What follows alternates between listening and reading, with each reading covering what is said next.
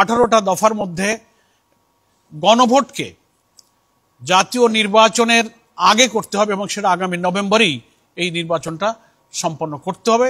কারণ বিস্তারিত ওখানে আমরা ব্যাখ্যা করেছি, সে বিস্তারিত প্রয়োজন নেই। এখানে সংক্ষেপ কথা হলো যে জাতীয় সনদ যে তৈরি হচ্ছে, জুলাই জাতীয় সনদে যে সমস্ত বিদ্যমান রাষ্ট্র কাঠামোকে পরিবর্তন করে যে সংস্কারগুলোর ব্যাপারে আমরা ঐক্যমত হয়েছি, জাতিকে তো সেটা জানতে হবে, জানার পরে না তারা হা না ভোট দেবে। তো সেটা যদি একই দিনে ভোট হয় তো ভোটাররা তো জানতে পারলো না।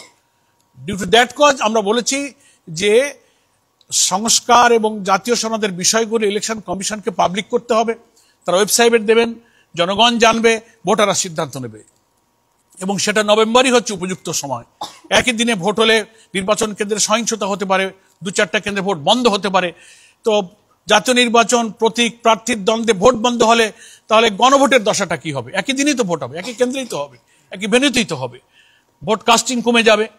এই সমস্ত অনেক টেকনিক্যাল প্রবলেম আলোচনা হয়েছে। ওনারা এগুলোর ব্যাপারে ওনারা কোনো নেতিবাচক কথা বলেননি, আমাদের কথা ধৈর্যের সাথে শুনেছেন, আমাদের যৌক্তিকতা কথাগুলো ওনারা বিবেচনায় নিয়ে ওনারা মনে হচ্ছে যে আমাদের কথার প্রতি ওনারা কনভিন্স হয়েছেন। নেক্সট আমরা বলেছি যে খুব দুর্ভাগ্য আমাদের যে গণপ্রজাতন্ত্র আদেশ সম্প্রতি উপদেষ্টা পরিষদে যেটা সংশোধন হয়েছে তার মধ্যে অন্যতম একটা বিধান হচ্ছে যেটা ইলেকট্রাল প্রসেস যে রিফর্ম কমিশন তারাও সুপারিশ করেছিল যে প্রত্যেকটি রাজনৈতিক দল তার জন্য নির্ধারিত প্রতীকেই তিনি নির্বাচন করবেন। কিন্তু বাংলাদেশের পলিটিক্যাল কালচারের কারণে জোটবদ্ধ রাজনীতির একটা কালচার রেওয়াজ আমাদের আছে, সেটা করার ক্ষেত্রেও নির্বাচন ব্যবস্থা সংস্কার কমিশন বলেছে যে জোট হতে পারবে কিন্তু প্রতীক হবে জোটবদ্ধ প্রত্যেক দলের স্ব দলের নির্ধারিত প্রতীকে তাদের ভোট করতে হবে, তার প্রতীক বাদ দিয়ে অন্য কোনো দলের প্রতীকে ভোট করা যাবে না। এটা লাস্ট ইলেকশন যে ইলেকট্রাল প্রসেস যে রিফর্ম কমিশন তারা এই সুপারিশটা করেছে এবং উপদেষ্টা পরিষদে এই সংশোধনটা অনুমোদিত হয়েছে। এটা হওয়ার পরেও আমরা দেখলাম গত সম্ভবত 25 তারিখে একটি দলের পক্ষ থেকে এসে এটাকে আবার সংশোধন করার জন্য বলা হয়েছে, এটাকে আপত্তি জানানো হয়েছে। ইভেন লেভেল প্লেইং ফিল্ড লঙ্ঘন করে খুবই দুঃখজনকভাবে একটা তথ্য ওনারাই এখানে প্রকাশ করেছেন। ওনাদের দলে যে প্রতিনিধি এখানে এসেছিলেন 25 তারিখে মিডিয়াতে এসেছে, আপনারা হয়তো তার সাক্ষী আছেন, ওনারা বলেছেন যে এই সংশোধনটা পরিবর্তন করতে হবে, আমাদের দাবি মানতে হবে। এটা আমাদের এক নেতার সঙ্গে একজন উপদেষ্টার কথা হয়েছে, একটা জেন্টলম্যান এগ্রিমেন্ট হয়েছে।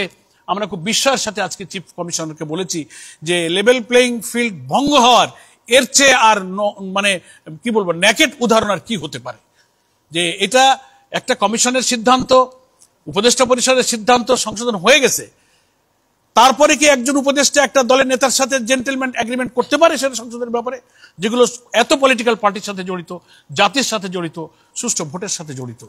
এটা ওনারা শুনেছেন। আমরা এটার উপরে ঘোর আপত্তি দিয়েছি যে এটা কোনো ক্রমে সংশোধন করা যাবে না। সংশোধিত যে বিধান আছে সেই বিধানের ভিত্তিতে নির্বাচন করতে হবে। তারপরে সিসি ক্যামেরা বুথগুলোতে স্থাপন করা ওনারা চেষ্টা করছেন, এর অনেক টেকনিক্যাল এবং ফিনান্সিয়াল চ্যালেঞ্জ সেগুলো ওনারা ফেস করার কলাকৌশল খুঁজছেন এবং আরও অনেক ব্যবস্থাগুলো নিয়ে আমরা আলোচনা করেছি।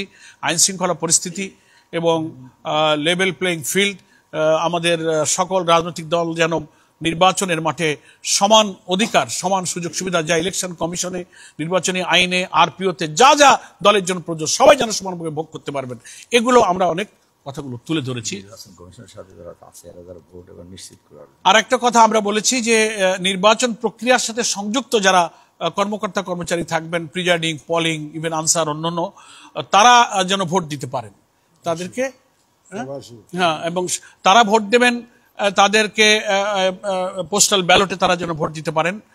আর প্রবাসী ভোটার যারা 1 কোটির উপরে যে ভোটারের ব্যাপারে প্রথমেই জামাত ইসলামী ইলেকশন কমিশনে আমরা দাবি করেছিলাম রিটেন, এবং নীতিগতভাবে তারা একমত হয়েছিলেন এবং তারপর থেকে আমরা ইলেকশন কমিশনের প্রতি কৃতজ্ঞ যে তারা এই প্রক্রিয়া অব্যাহত রেখে এখন একটা পরিণত জায়গায় নিয়ে যাচ্ছেন এবং সেই প্রবাসী ভোটাররা ভোট দেওয়ার ব্যাপারটা যেন সহজ প্রক্রিয়া দিতে পারেন, কোনো জটিল না হয়।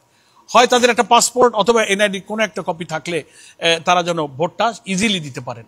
তো এই ব্যাপারে ওনারা আশ্বস্ত করেছেন যে আমরা এই ব্যাপারটা সহজ করে এটা তারা চেষ্টা করছেন। আর প্রশাসন নিরপেক্ষ থাকা, ইলেকশন অবজারভার যে সমস্ত সংগঠন বা সংস্থা থাকবে তাদের পলিটিক্যাল কানেকশন যাচাই করে যেন তাদেরকে নিযুক্ত করা হয়। আর কি সিসি ক্যামেরার ব্যাপারটা বলেছি যে সকল নির্বাচনী বুথে সিসি ক্যামেরা স্থাপন করতে হবে।